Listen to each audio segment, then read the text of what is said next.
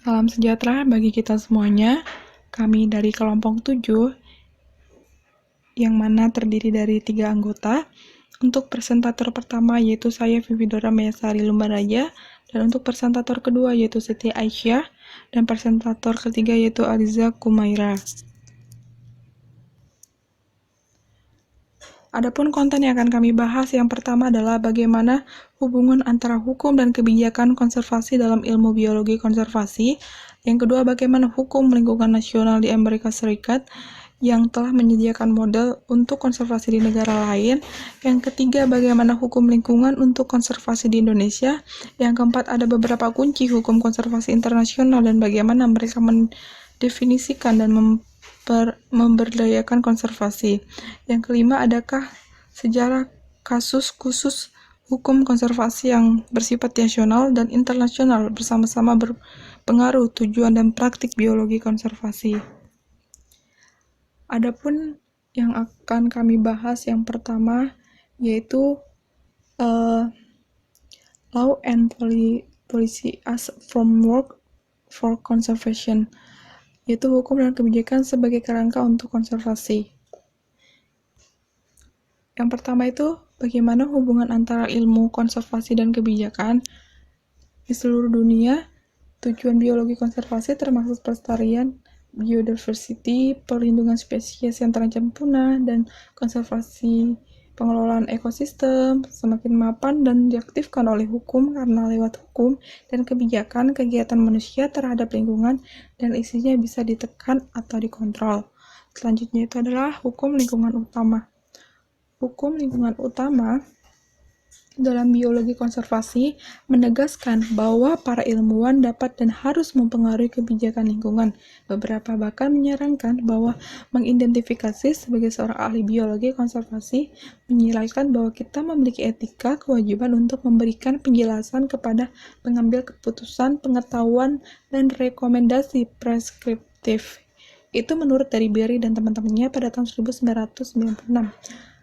Lalu, jika kita kaitkan dengan undang-undang lingkungan, ternyata undang-undang lingkungan global itu sudah memiliki pengaruh yang bersifat lanjut, yang mana mempengaruhi biologi konservasi setidaknya dalam 3 cara.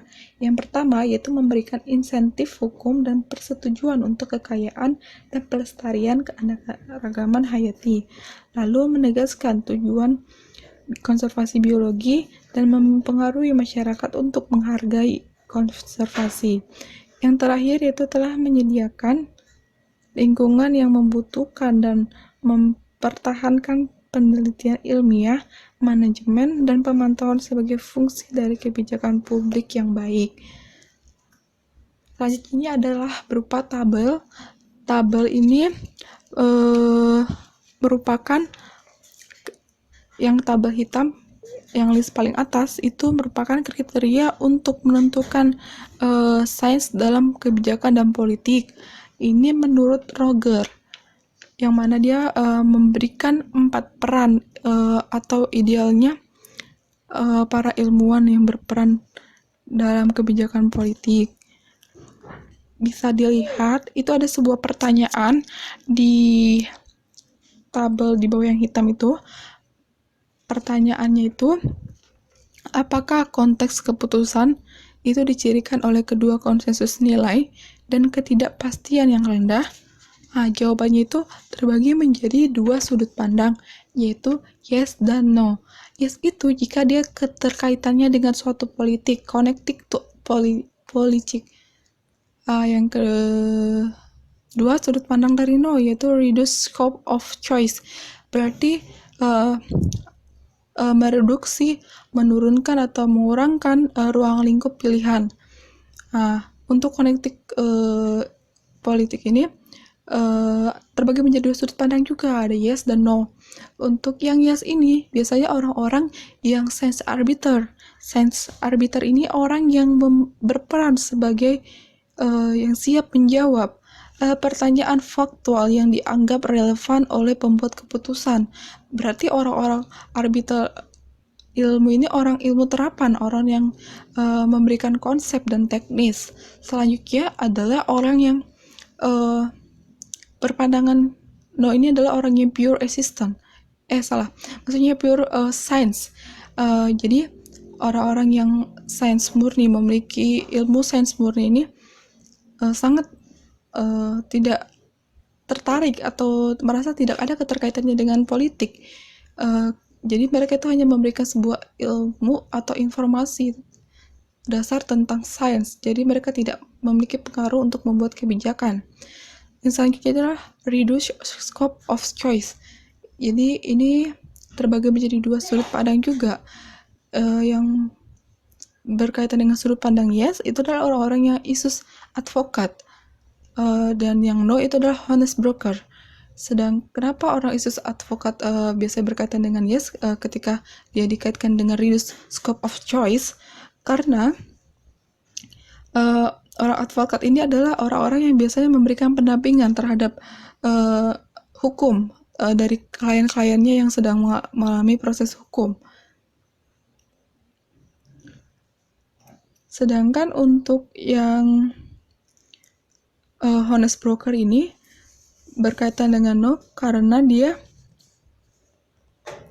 merupakan ilmuwan yang menjelaskan semua aksi kebijakan kepada pembuat keputusan. Dia memperjelaskan secara semantik tentang ilmu pengetahuan, sejarah, dan potensi, konsekuensi ekologi, sosial, dan ekonomi. Jadi orang-orang yang memberikan keputusan, tapi berdasarkan sudah sesuatu kajian-kajian yang sudah dikaji. Jadi orang-orang ini sangat tidak suka untuk dibatas-batasi gitu, karena mereka sudah memperdalami suatu kajian yang untuk diberikan sebuah keputusan kepada diberikan sebuah saran kepada orang-orang yang pembuat kebijakan atau keputusan.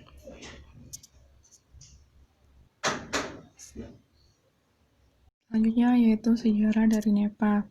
Berikut ini merupakan tabel hukum lingkungan dan sumber daya alam Amerika Serikat yang utama yang mempengaruhi konservasi biologi. Di Amerika sendiri memiliki banyak hukum konservasi. Bisa dilihat di tabel yang pertama itu National Environmental Policy Act pada tahun 1969, lalu dilanjutkan lagi dikembangkan pada tahun 1975, 1982.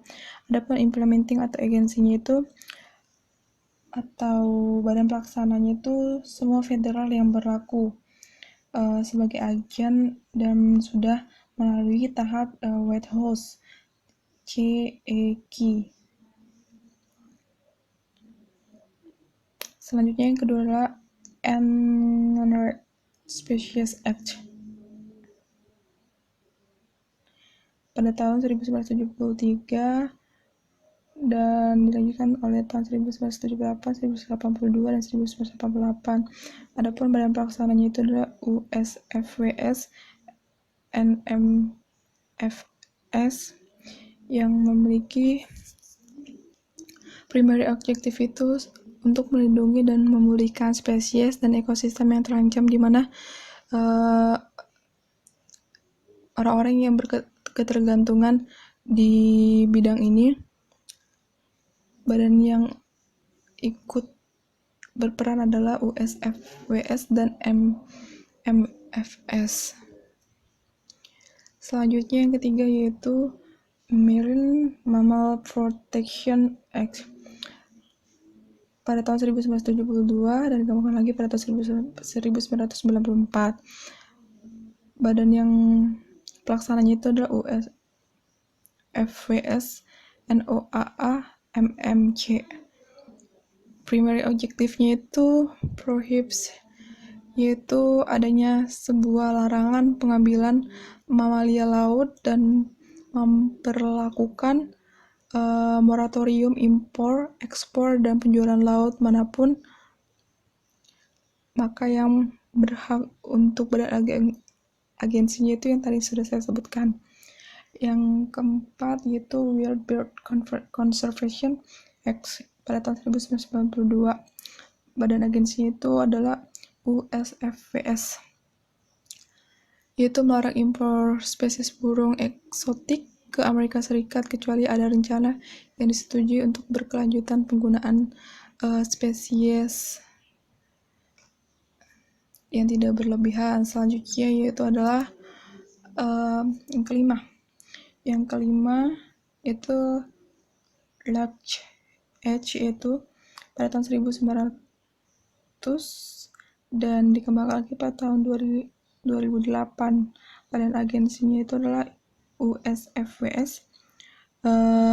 Adapun primary objektifnya itu memberi wewenang kepada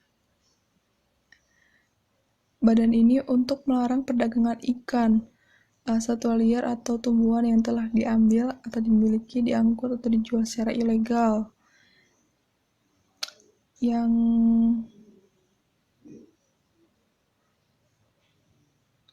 selanjutnya Fairly Amendment Section 8 of the Fishermen's Protective Act pada tahun 1978. Implementasi agensinya atau badan agensinya itu USFWS, yang mana memberikan wewenang kepada presiden untuk membatasi impor ikan apapun dan produk satwa liar dari negara di mana warga negaranya berada terlibat dalam perdagangan atau pengambilan yang mengurangi efektivitas konservasi internasional yang terancam dan hampir punah, atau jenis-jenis yang hampir punah. Selanjutnya, yang keenam, slide berikutnya. Ya, yang di slide berikutnya itu adalah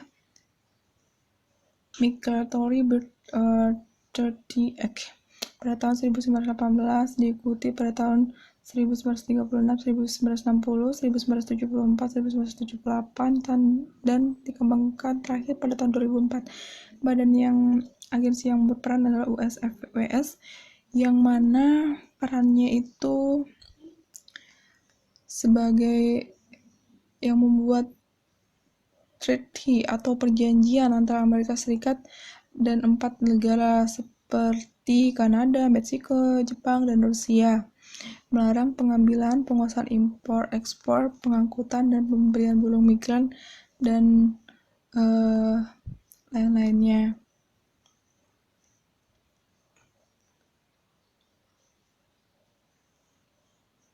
Selanjutnya yang ketujuh, Antiquities Act pada tahun 1906. Badan yang berperan adalah NPS. Adapun yang dilakukan itulah merupakan kebijakan memberikan wewenang kepada presiden untuk membuat monumen nasional dari tanah federal yang melindungi lingkungan, budaya, atau nilai-nilai ilmiah. Selanjutnya, Magnuson-Stevens Fishery Conservation and Management Act (MSFG MA) pada tahun 1976 dan dikembangkan kembali pada tahun 1996 dan terakhir tahun 2006. Agensi yang memegang itu NMVS. Adapun yang dilakukan yaitu membentuk Dewan Pengelolaan Perikanan Regional dan termasuk standar nasional untuk pengelolaan stok perikanan, seperti adanya batasan dalam tangkapan. Jadi yang berikutnya, yang terakhir itu adalah Multinational Species Conservation Act pada tahun 1988 sampai tahun 2004.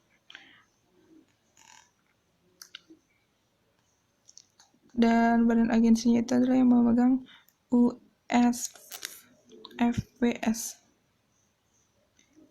Perannya itu adalah seperangkat tindakan yang memberikan hibah untuk proyek internasional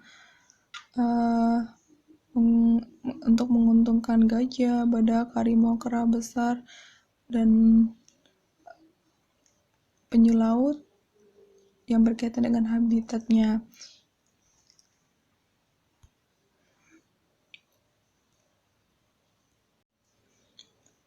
Lalu berikut adalah pendapat dari Profesor Sejarah Sains Harvard, Naomi Oreskes, menyarankan bahwa masyarakat membutuhkan ilmuwan berbicara untuk mengingatkan masyarakat akan tantangan yang berkaitan dengan sains, dan mereka mengatakan tanpa sains kami tidak akan mengerti dan bahkan mungkin tidak mengenali. Jadi maksudnya itu bahwa masyarakat awam itu perlu juga diberikan informasi, diberikan edukasi, diberikan sebuah pemaparan yang berkaitan dengan sains agar mereka juga mengerti dan mengenali bagaimana mereka ketika dihadapkan dengan hal yang berbau dengan sains, bahkan dengan lingkungan sekitar mereka. Lalu pada tahun 1863, Akademi Ilmu Pengetahuan Nasional didirikan yang disewa oleh Kongres Amerika Serikat sebagai swasta, yang mana lembaga pemerintah organisasi untuk bertindak sebagai badan penasihat bagi pemerintah dan bangsa dalam masalah ilmiah dan teknologi.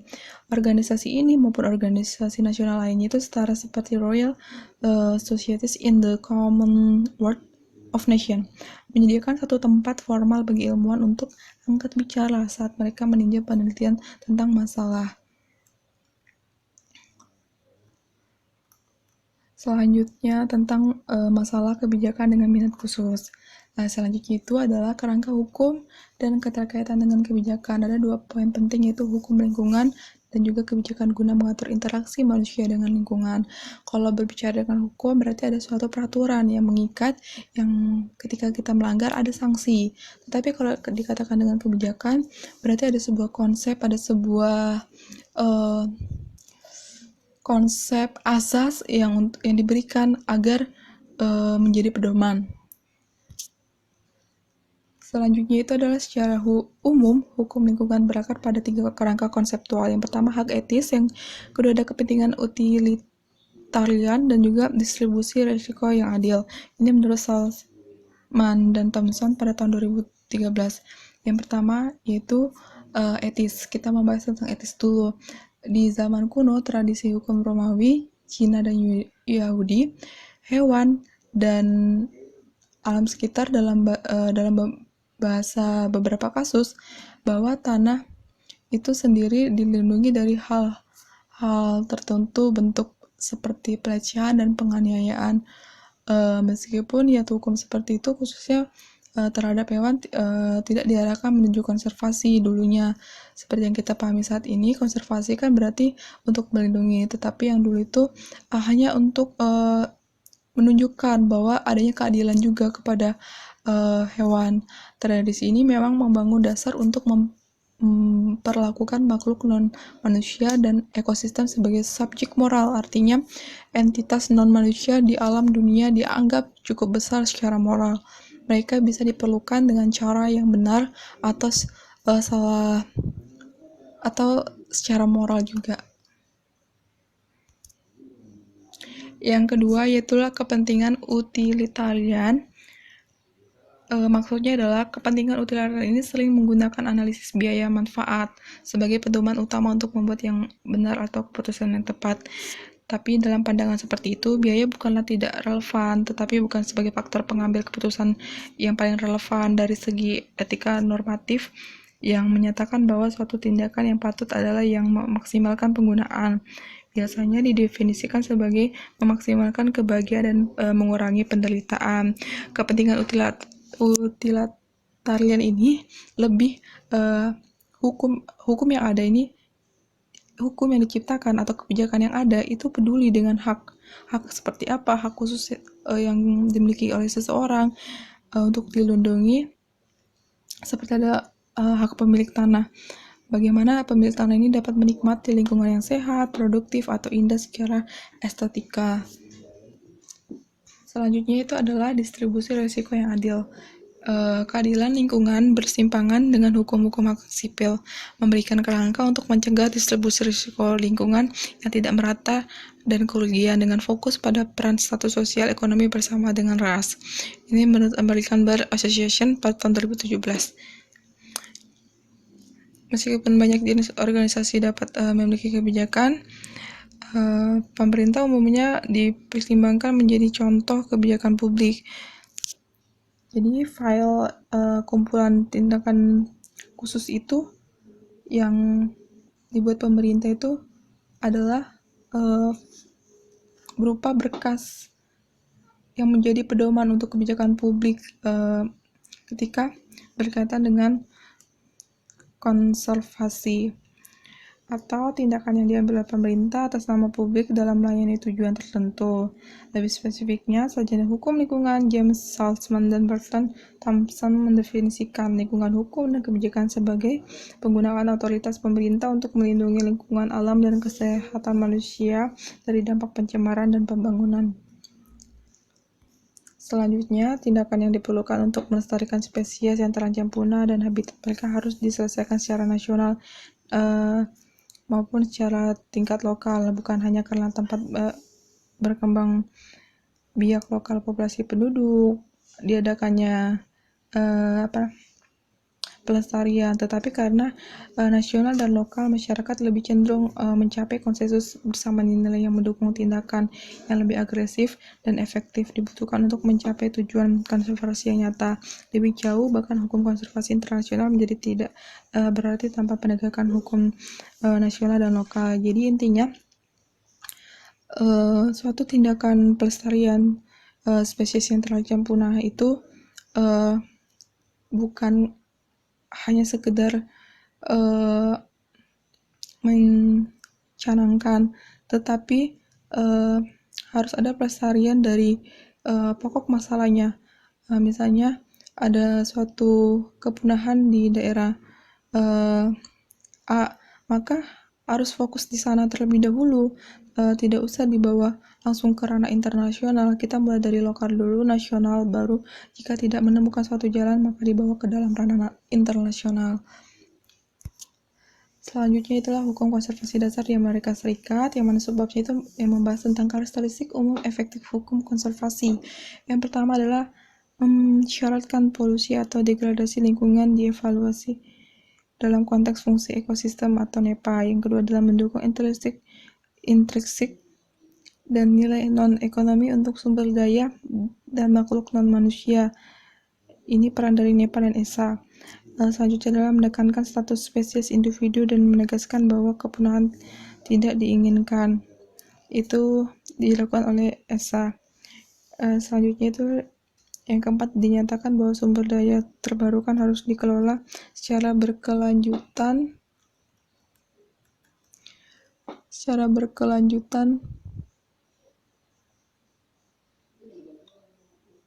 dan harus diperhatikan oleh para pengelola sumber daya tak terbarukan, memperhitungkan konsekuensi permanen dari manajemen saat ini, atau melakukan suatu tindakan yang dilakukan oleh NEPA. Selanjutnya adalah menyediakan dana federal untuk penelitian dan akuisisi habitat yang dilakukan oleh ESA. Yang keenam adalah disediakan warga dan LSM dengan kesempatan untuk berpartisipasi dalam pengambilan keputusan dan litigasi terhadap agen federal yang biasa dilakukan oleh ESA dan juga NEPA. Yang ketujuh yaitu diberikan kekuasaan tambahan kepada lembaga untuk melindungi sumber daya yang dilakukan oleh ESA dan NEPA lebih dari undang-undang lainnya. Radikat transformasi hukum konservasi dicapai melalui dua undang-undang tersebut menciptakan lingkungan hukum dan nilai-nilai sosial di mana biologi konservasi beroperasi hari ini. Dari poin-poin yang saya sebutkan, jika kita lihat bahwa setiap hukum konservasi yang ada di Amerika Serikat itu tidak hanya satu, tapi banyak.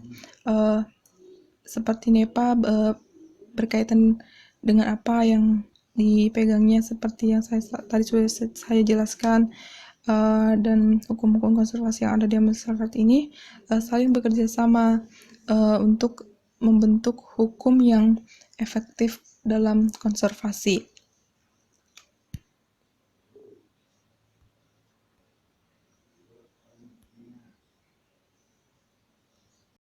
Baiklah, selanjutnya saya akan menjelaskan NEPA Environmental Impact Assessment Process atau analisis NEPA mengenai proses dampak lingkungan.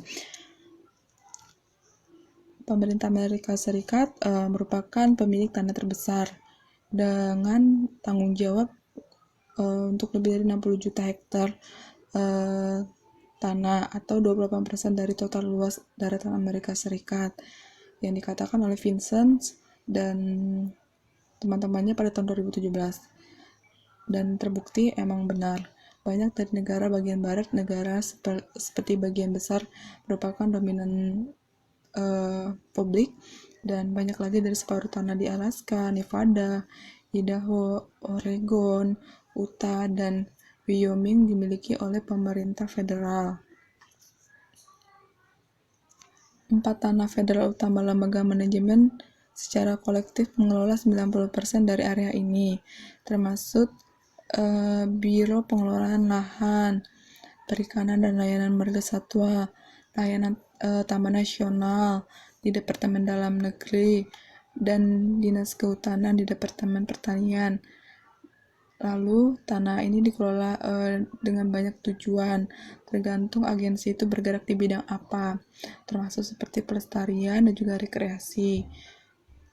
Dan daratan ini juga yang dikelola termasuk juga sumber daya alam seperti minyak, gas alam yang sering diminta untuk terus dikembangkan.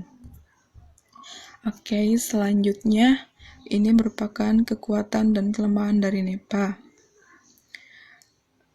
Ada pendapat yang mengatakan sudah hampir 5 dekade sejak NEPA menjadi undang-undang, Amerika Serikat, Richard Aldiroff memberikan analisis kebijakan kunci untuk memahami efek mendalam NEPA pada kebijakan nasional lingkungan, dengan mencatat bahwa NEPA meletakkan dasar untuk serangkaian prosedur di mana lingkungan pertimbangan yang dapat dimasukkan ke dalam pengambilan keputusan lembaga rutinitas. Jadi NEPA ini bisa memberikan kebijakan tentang lingkungan kepada lembaga-lembaga yang memiliki program kerja yang berkaitan dengan keputusan lembaga rutinitas. Selanjutnya, ada juga yang mengatakan bahwa prosedur NEPA untuk lingkungan penilaian mental telah secara radikal mengubah pola dan proses pengambilan keputusan lembaga. Sebelum NEPA, jurusan inisiatif lembaga seperti membangun bendungan, mengeksekusi kayu, penjualan, atau membangun jalan di area sensitif lingkungan dapat diimplementasikan dengan sedikit atau tanpa pertimbangan mereka dan tanpa mempertimbangkan dampak lingkungannya. Sekarang tidak lagi demikian, dan sejak itu NEPA, analisis lembaga tentang dampak dan alternatif digabungkan dengan komentar publik, sering menyebabkan agensi mendesain ulang proyek mereka dengan cara yang tidak terlalu merusak lingkungan. Jadi disimpulkan bahwa kekuatannya itu mempengaruhi perkembangan biologi konservasi, karena setiap ada masalah konservasi yang secara relevan dan diamanatkan secara hukum, pertimbangan dalam banyak tindakan pemerintah yang diusulkan. Yang kedua, mengubah lingkungan dan konferensi atau kebijakan pelayanan menjadi arena partisipasi publik. Yang ketiga, ada konsep dan prosedur ekosistem yang dikembangkan dengan baik dalam bentuk manajemen sistem. Adapun kelemahannya, menurut Brown dan Peterson pada tahun 1993, NEPA mengamanatkan bahwa dia merupakan badan utama mengidentifikasi dan menginformasikan pemangku kepentingan, tetapi prosedurnya tidak selalu benar-benar melibatkan pemangku kepentingan sebagai mitra penuh dalam keputusan membuat proses. Akibatnya, bisa terjadi ketidakpuasan dengan hasil EIS final dan catatan keputusan yang menyertainya. Tinjauan yudisial memang memberikan publik beberapa jalan lain untuk persepsi agen yang buruk dalam mengambil keputusan, terutama jika lembaga tidak menangani komentar substantif atau menyertakan pemangku kepentingan utama dalam proses pengambilan keputusan seperti yang dimandatkan. Namun, beberapa analisis kebijakan telah memperdebatkan pendekatan baru yang lebih kreatif ke proses NEPA. Ini termasuk novel semacam itu posisi sebagai juri warga, di mana anggota masyarakat mengevaluasi EIS dan menentukan keputusan dengan pertimbangan sensus bukan agensi. Jadi EIS ini merupakan suatu badan yang memberikan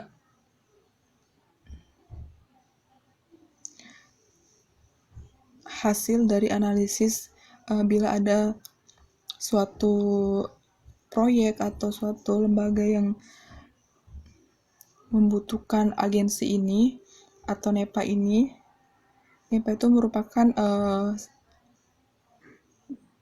tempat wadahnya. Di wadah itu banyak sekali agensi-agensinya seperti itu. Jadi EIS ini merupakan salah satu badan yang mensortir atau memberikan celah bila suatu proyek ingin bisa dilaksanakan, maka harus melalui EIS. Karena EIS ini memiliki sistematika yang panjang untuk penerapannya. Terima kasih, semoga teman-teman paham dengan materi yang saya jelaskan. Baik, nama saya Siti Aisyah, NPM 1721540026. Di sini saya akan melanjutkan menjelaskan mengenai materi International Conservation Law atau Hukum Konservasi Internasional. Konservasi saat ini adalah upaya internasional yang melibatkan semua negara bangsa modern dengan tingkat yang berbeda-beda. Agen utama yang menjadi perantara inisiatif konservasi internasional dan perjanjian multinasional adalah Perserikatan Bangsa-Bangsa atau PBB. Dan di dalam PBB terdapatnya ada program lingkungan yaitu UNEP. Sebagian besar melalui dorongan UNEP dan program lingkungan PBB lainnya, beberapa negara telah menandatangani lebih dari 325 perjanjian, konvensi, dan perjanjian yang berfokus pada konservasi internasional selama 40 tahun terakhir. Berikutnya yaitu beberapa upaya modern dalam hukum konservasi internasional. Terdapat 4, yang pertama yaitu perjanjian bilateral atau multilateral antar negara. Yang kedua, tindakan mengikat organisasi internasional. Yang ketiga, aturan kebiasaan internasional. Dan yang keempat, keputusan pengadilan atau tribunal internasional. Dikutip dari Sun tahun 1999 pada halaman 122. Berikut merupakan contoh perjanjian multilateral tentang konservasi biologis dan perlindungan lingkungan. Yang pertama yaitu ada Konvensi Bamako yang dilaksanakan pada tahun 1998, dihadiri oleh 25 pihak. Tujuan utama dari konvensi ini adalah melarang impor limbah berbahaya termasuk radioaktif ke Afrika, mencakup lebih banyak limbah daripada yang termasuk dalam Konvensi Basel. Kemudian yang kedua yaitu Konvensi Keanekaragaman Hayati atau CBD yang dilaksanakan pada tahun 2006, dihadiri oleh 7 pihak. Tujuan utamanya yaitu mempromosikan konservasi keanekaragaman hayati, termasuk melalui penggunaan komponennya secara berkelanjutan dan pembagian sumber daya genetik yang adil dan merata. Kemudian yaitu Konvensi tentang Perdagangan Internasional Spesies Flora dan Fauna Liar yang terancam punah atau disingkat CITES yang dilaksanakan pada tahun 1975 dan dihadiri oleh 183 pihak. Tujuan utama dari CITES ini adalah memastikan perdagangan internasional hewan dan tumbuhan liar tidak mengancam keberlangsungan hidup mereka. Tingkat perlindungan yang diberikan tergantung pada tingkat penunjukan appendix, yaitu appendix 1, 2, ataupun 3. Baik, selanjutnya kita masuk ke dalam pembahasan Stockholm, The Beginnings of Modern International Conservation Law, atau Stockholm, awal dari hukum modern konservasi internasional. Nah, sebagian besar sarjana hukum atau pakar hukum internasional saat ini menandai dimulainya hukum lingkungan dan konservasi yang terkoordinasi dengan diselenggarakannya konferensi Stockholm pada tahun 1972. Tujuan dari Stockholm ini adalah untuk memberikan kerangka di mana PBB dapat menilai secara komprehensif masalah lingkungan manusia dan menempatkan fokus pemerintah nasional dan publik pada masalah tersebut. Nah, selanjutnya merupakan salah satu hasil dari produk deklarasi tentang lingkungan manusia yang di dalamnya berisi sebuah dokumen, 26 prinsip dan 109 rekomendasi terkait dengan perlindungan dan konferensi lingkungan. Berikut merupakan dokumentasi dari Perjanjian Stockholm yang diadakan di New York.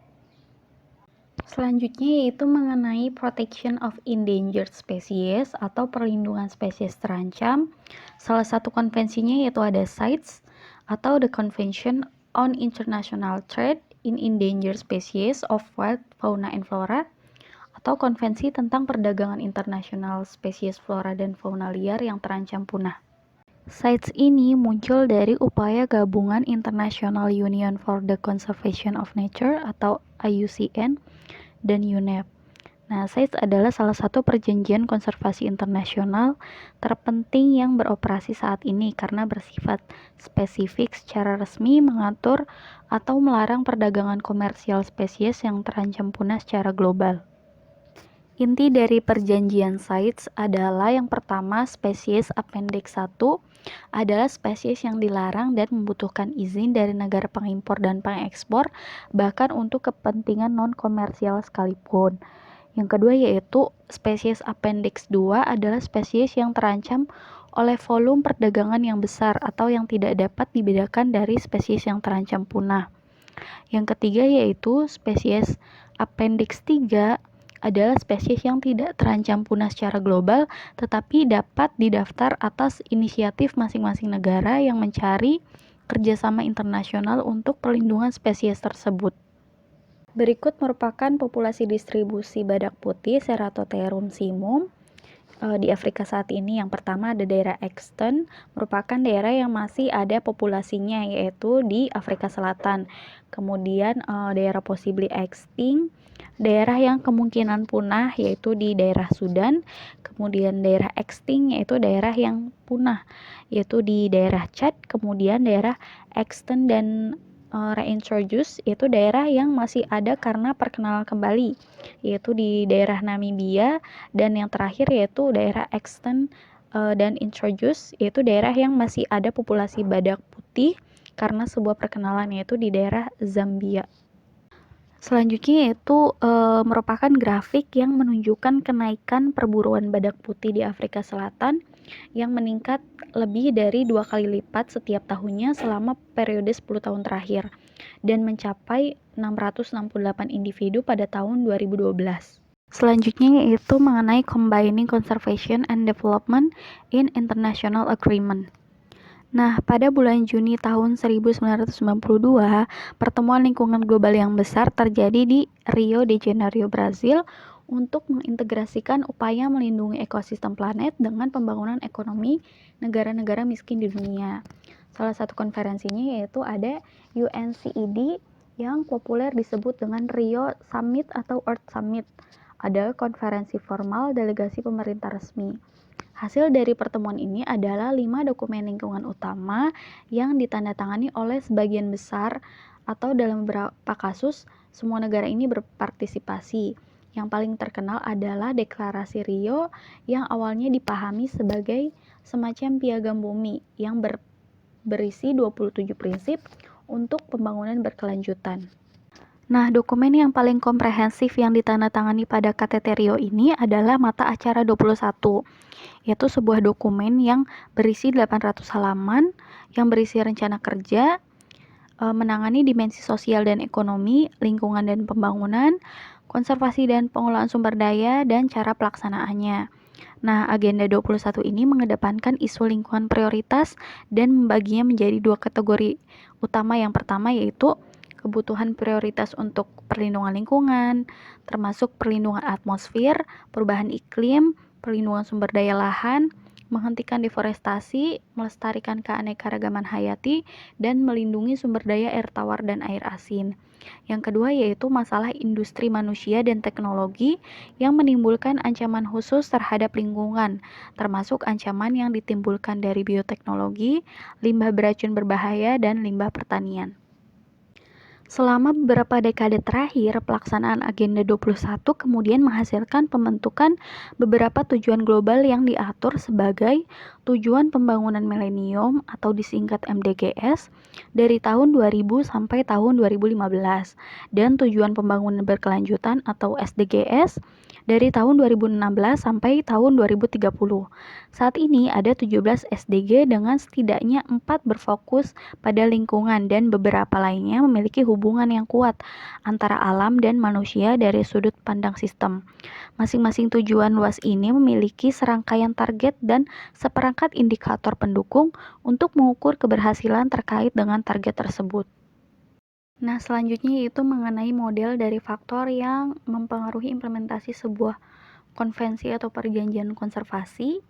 Nah, faktor yang melibatkan suatu negara yaitu ditinjau dari parameternya berupa sejarah, kultur, dan sebagainya.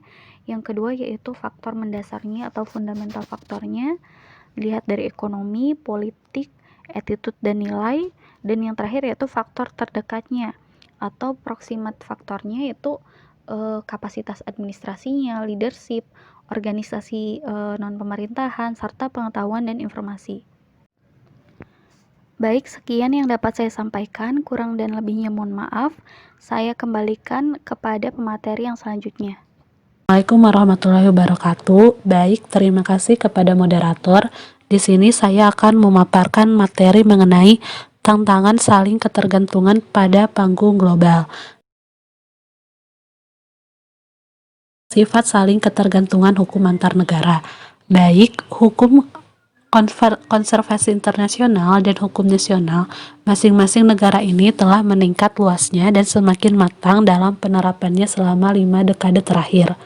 Hukum nasional dan konvensi internasional ini sering ditunjukkan pada tujuan yang sama dan bekerja paling baik bila keduanya bersinergi dalam desain dan penerapan. Meskipun tren dunia dalam menanggapi perjanjian dan konvensi konservasi telah menjadi salah satu peningkatan kepatuhan, faktor-faktor yang mempengaruhi kepatuhan ini bersifat kompleks dan tanggapan nasional terhadap upaya konservasi internasional tidak seragam. Nah, upaya konservasi di tingkat internasional ini semakin dipadu dan juga dibatasi oleh dua prinsip utama yang seringkali berlawanan arah. Yang pertama ada peningkatan kesadaran dan konsensus bahwa setiap bangsa memiliki tanggung jawab untuk melestarikan sumber daya alamnya dan tidak boleh merusaknya untuk digunakan oleh generasi mendatang. Nah, pada prinsip pertama ini berakar pada aksioma yang bahkan menjadi lebih mendasar bagi konservasi internasional, yaitu komitmen terhadap kesetaraan antar generasi yang dengan sendirinya didukung oleh 3 gagasan inti. Nah, pada yang pertama ini setiap generasi harus dituntut untuk melestarikan basis sumber daya alam dan budaya bangsanya sendiri, sehingga tidak membatasi pilihan yang tersedia bagi generasi yang akan datang dalam mengatasi masalah mereka dan mencapai tujuan mereka. Lalu, gagasan yang kedua yaitu setiap generasi ini harus menjaga kualitas lingkungannya sedemikian rupa sehingga tidak lebih buruk dari yang mereka terima. Dan gagasan yang terakhir ini, anggota dari setiap generasi memiliki hak akses yang sebanding untuk warisan generasi sebelumnya dan harus menjaga akses ini untuk generasi yang akan mendatang. Nah, pada prinsip dasar kedua ini yaitu yang memandu konservasi internasional adalah bahwa setiap negara memiliki hak berdaulat atas sumber daya nasionalnya sendiri dan hak-hak ini tidak boleh dilanggar oleh negara lain. Nah, dengan demikian, klaim yang bersaing atas pengelolaan konservasi yang bertanggung jawab demi keadilan antar generasi dan kedaulatan sumber daya nasional oleh berbagai negara dapat menimbulkan masalah dalam dunia yang meningkatkan hubungan dan ketergantungan global. Setiap negara yang mengambil inisiatif sepihak untuk konservasi global harus mempertimbangkan efek dari inisiatif tersebut terhadap negara lain untuk menciptakan hal yang positif. Nah, pakar kebijakan lingkungan Edith Brown Weiss telah mencatat dalam hukum lingkungan internasional, perkembangan terpenting untuk abad berikutnya mungkin adalah munculnya interaksi hukum lingkungan antar pemerintah dengan hukum internasional. Nah, lebih lanjut, Weiss memandang bahwa hukum internasional selalu dikaitkan dengan hukum nasional karena diimplementasikan melalui hukum nasional, provinsi, dan lokal. Undang-undang nasional terlepas dari perjanjian apapun memberikan perlindungan kepada negara lain atau warga negara mereka atas kerugian yang terjadi di dalam negara tetapi melukai orang-orang di luar. Nah, baik, selanjutnya yang kedua ada riwayat kasus yang pertama, yaitu kasus tuna dan lumba-lumba. Nah, pada tahun 1950-an masalah tuna dan lumba-lumba berkembang. Nah, masalah tersebut berkembang sejak tahun 1950-an ketika nelayan tuna mulai menggunakan jaring pukat cincin untuk menangkap tuna. Nah, jaring semacam itu menangkap tuna di sekolah-sekolah besar ketika mereka diberi makan di dekat permukaan. Setelah tuna dikelilingi oleh jaring purse sein, dasar jaring ditambak bersama, menjebak tuna, dan semua organisme lain di dalamnya. Nah, lumba-lumba sering melakukan perjalanan langsung di atas gerombolan tuna, sehingga para nelayan tuna mulai melacak lumba-lumba sebagai indikator keberadaan tuna. Oleh karena itu, tidak mengherankan atau bahkan kebetulan bahwa lumba-lumba dibunuh dengan tuna, baik dengan cara ditenggelamkan, dijaring, atau dihancurkan oleh mesin permanen. Nah, sejak 1960-an, diperkirakan 6 juta lumba-lumba telah mati dengan cara ini. Nah, lalu pada tahun 1972, Kongres Amerika Serikat ini memberlakukan Undang-Undang Perlindungan Mamalia Laut atau MMPA. Nah, MMPA ini adalah undang-undang yang relatif kecil dan tidak kontroversial yang mendapatkan dukungan bipartisan yang luas. Nah, tujuannya undang-undang yang jelas dan sederhana adalah untuk melindungi spesies dan populasi mamalia laut tertentu yang atau mungkin dalam bahaya kepunahan atau penipisan akibat aktivitas manusia. Nah, salah satu mekanisme MMPA untuk mencapai tujuan ini adalah untuk mengurangi pembunuhan insidental atau cedera serius mamalia laut ke tingkat yang tidak signifikan, mendekati angka kematian 0 dan tingkat cedera serius. Nah, pada tahun 1980, LSM Lingkungan dan Konservasi Amerika Serikat membujuk Kongres Amerika Serikat untuk menambahkan amandemen pada MMPA. Nah, namun segera menjadi jelas bahwa negara lain termasuk negara yang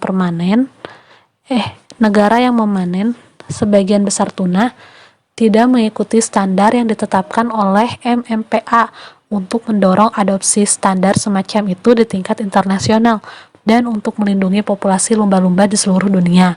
Nah, Kongres Amerika Serikat 2 kali mengubah MMPA pada tahun 1984. Nah, MMPA ini diubah untuk mewajibkan embargo impor tuna dari negara manapun yang armada komersialnya ini membunuh lebih banyak lumba-lumba daripada armada Amerika Serikat. Nah, pada tahun 1988, Kongres ini menambahkan persyaratan tambahan untuk semua negara mengekspor tuna yang mencoba memasarkan tuna di Amerika Serikat.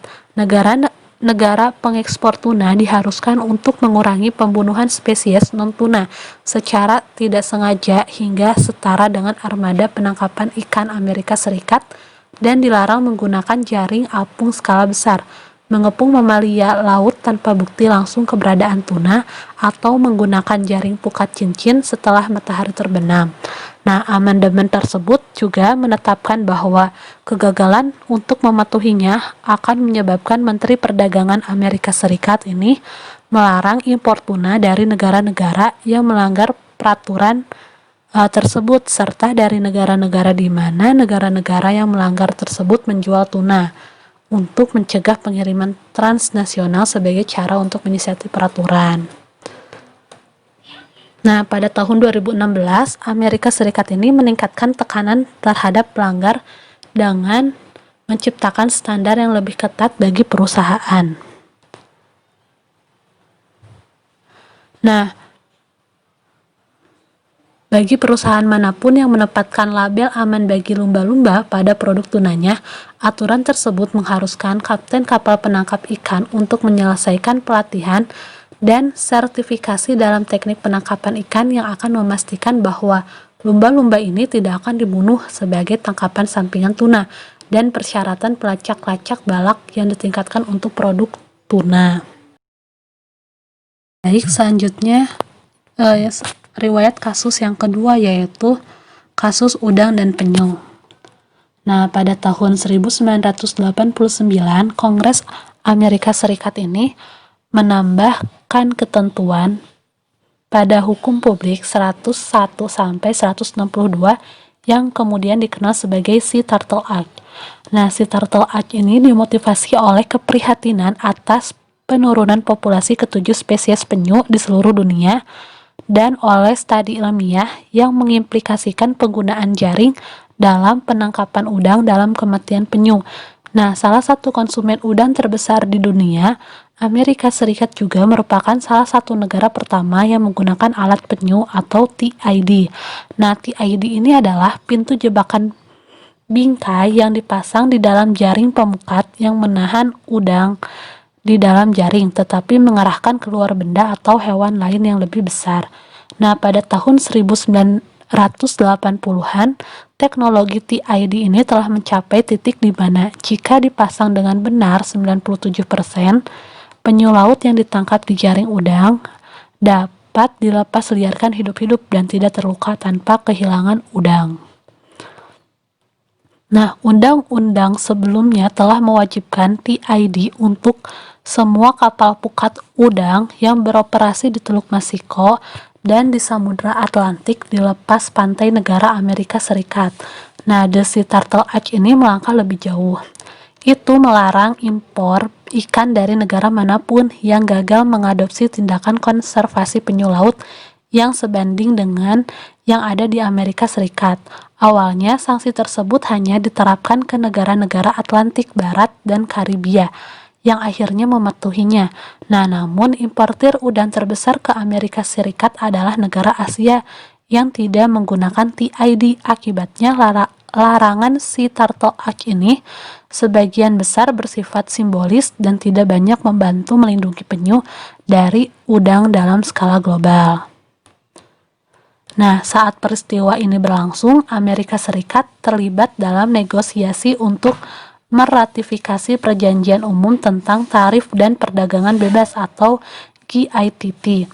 Nah, pemerintah Clinton enggan menciptakan kontroversi dengan negara-negara Asia mengenai penyu yang dapat menunda atau menghentikan ratifikasi GITT, dan pejabat Amerika Serikat ini menunda penegakan undang-undang tersebut terhadap pemasok udang. Terpentingnya sikap diam seperti itu akhirnya menyebabkan gugatan federal atau Rhode Island Institute, sebuah LSM Amerika Serikat. Rhode Island Institute ini menuntut agar ketentuan undang-undang penyu diberlakukan secara seragam terhadap semua negara yang mengekspor udang ke Amerika Serikat. Nah, setelah serangkaian banding, Rhode Island Institute ini memenangkan kasus di Pengadilan Perdagangan Internasional Amerika Serikat, memaksa Amerika Serikat untuk melarang impor dari negara-negara yang tidak mematuhi undang-undang penyu, termasuk eksportir udang terbesar di Asia, dan secara efektif menciptakan sebuah embargo udang di seluruh dunia oleh Amerika Serikat terhadap negara-negara yang tidak patuh. Nah, baik, selanjutnya sejarah kasus yang ketiga, yaitu keanekaragaman hayati dan sumber daya genetik Brasil.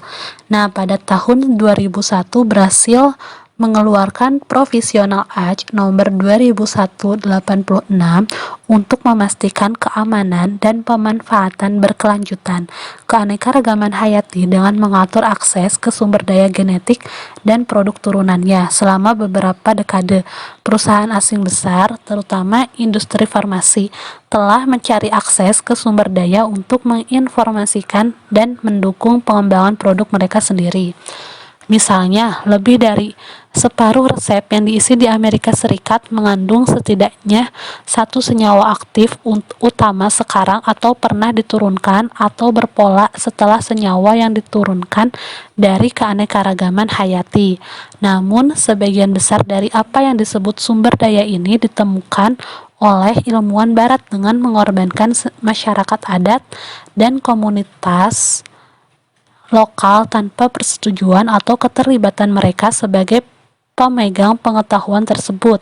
Nah, upaya Brasil untuk memerangi eksploitasi ini melalui undang-undang nasional mengikuti upaya global yang dikodifikasikan oleh Konvensi Keanekaragaman Hayati dan selanjutnya melalui Protokol Nagoya, yaitu untuk melindungi dan memelihara masyarakat lokal yang mewujudkan gaya hidup tradisional yang relevan untuk konservasi dan pemanfaatan berkelanjutan keanekaragaman hayati. Nah, terlepas dari ambisinya, definisi hukum yang tidak jelas tentang akses dan pengiriman warisan genetik menimbulkan frustrasi di antara anggota akademi ilmiah yang menegaskan bahwa penelitian yang melibatkan akses ke warisan genetik kemungkinan besar akan menghasilkan manfaat ekonomi yang dapat dibagikan. Nah, Brasil ini menanggapi dengan berbagai upaya untuk melakukan reformasi, tetapi karena kompleksitas masalah baru, pada tahun 2015, Undang-Undang tentang Keanekaragaman Hayati disahkan dan Undang-Undang Sementara 2186 dicabut. Undang-Undang Keanekaragaman Hayati berupaya untuk mencakup semua penelitian dan informasi genetik terkait penggunaan yang ditemukan di mana saja, di dalam wilayah nasional, landas kontinen, laut teritorial, atau zona ekonomi eksklusif. Nah, peneliti asing ini hanya akan dapat mengakses keanekaragaman hayati asli jika dikaitkan dengan lembaga penelitian ilmiah dan teknologi Brasil, publik atau swasta, yang pada akhirnya harus bertanggung jawab untuk mendaftarkan aktivitas penelitian. Etnobotanis James Wedge menulis bahwa langkah ini dipuji oleh perwakilan dari beberapa lembaga publik seperti di Brasil sebagai kemenangan bagi para peneliti dan masyarakat adat dan tradisional. Namun, masyarakat adat dan tradisional dengan dukungan dari banyak sivitas akademika dan organisasi internasional mengeluarkan surat penolakan yang menyatakan bahwa mereka tidak diajak berkonsultasi dan kepentingan mereka tidak ditangani secara memadai. Meskipun banyak yang menghormati hukum internasional dan domestik sebagai perjanjian yang beroperasi di dalam dan di antara negara-negara berdaulat, adalah sama pentingnya untuk menghormati hak-hak hukum yang diberikan kepada masyarakat adat yang tinggal di negara-negara bangsa, tetapi sering diakui sebagai negara berdaulat, dengan hukum dan hukum mereka sendiri. Struktur pemerintah dan hak subsisten bisa dibilang upaya melindungi keanekaragaman hayati dan sumber daya genetik yang dikandungnya juga harus melindungi masyarakat dan kearifan tradisional yang terkait dengannya. Nah, deklarasi PBB ini tentang hak-hak masyarakat adat tahun 2007 adalah salah satu upaya baru-baru ini untuk membalikan pengecualian historis masyarakat adat dari sistem hukum internasional dan mengakui hak mereka atas pengakuan kepatuhan dan penegakan perjanjian dan pengaturan konstruktif lainnya. Nah, telah terjadi perdebatan sengit selama hampir 2 dekade mengenai hak kelompok versus individu serta isu-isu tentang tanah dan sumber daya.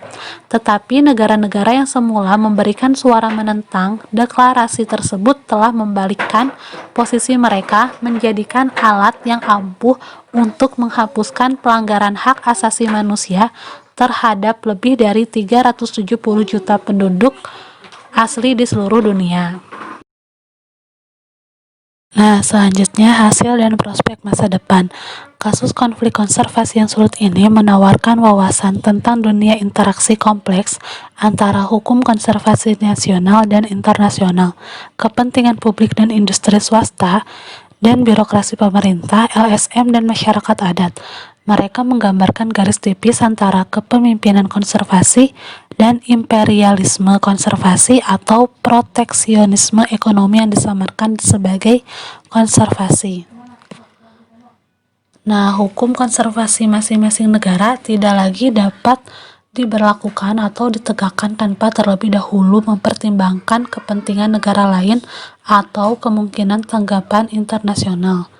Nah, misalnya, meskipun sanksi perdagangan dapat dibenarkan untuk metode pemprosesan dan produksi, serta produk dari negara lain yang melanggar kepentingan konservasi internasional, suatu negara tidak dapat yakin bahwa ia akan menang di pengadilan internasional, kecuali yang pertama, dengan tindakan tersebut tidak dikenakan secara sepihak dan kerugian yang ditimbulkan bersifat lokal. Nah, ini terdapat dalam yurisdiksi negara yang memberlakukan sanksi. Nah, komitmen dunia saat ini terhadap perdagangan bebas global telah membentuk badan internasional seperti WTO. Nah, WTO ini yang keputusannya memiliki kekuatan hukum. Keputusan tersebut dapat mengesampingkan undang-undang yang disahkan oleh satu negara dalam masalah perdagangan internasional. Nah, dalam keputusan tuna lumba-lumba dan udang penyu, WTO ini menunjukkan preferensinya sendiri terhadap kesepakatan multilateral dan internasional untuk mencapai tujuan konservasi dibandingkan dengan inisiatif nasional unilateral. Nah, selanjutnya, Undang-undang Amerika Serikat seperti MMPA dan Sea Turtle Act membantu memprovokasi komunitas internasional untuk mencapai standar yang lebih tinggi dalam masalah konservasi ini daripada yang akan dicapai tanpa inisiatif semacam itu. Akan tetapi jelas terlihat bahwa dalam komunitas yang semakin global, Amerika Serikat ini harus meningkatkan upayanya untuk melibatkan dan mendukung negara lain dalam upaya konservasi internasional, terutama upaya konservasi yang mempengaruhi perdagangan internasional. Lebih jauh munculnya perselisihan generasi selanjutnya, terutama yang berkaitan dengan perubahan iklim, telah menjungkir balikan asumsi klasik tentang aktor baik dan buruk dalam perang perdagangan, dengan negara berkembang mengadopsi kebijakan pro-lingkungan dan yang disebut negara maju berusaha agar kebijakan tersebut dinyatakan ilegal berdasarkan hukum WTO. Nah, dan yang terakhir, keterlibatan yang berarti dari komunitas adat dalam perlindungan keanekaragaman hayati akan membutuhkan peningkatan kepekaan terhadap cara lain untuk mengetahui ekosistem dan sumber daya mereka, menghormati nilai-nilai tradisional keanekaragaman hayati dalam pembentukan hukum konservasi, sama halnya dengan menghormati orang, seperti halnya melestarikan spesies non-manusia tempat mereka bergantung.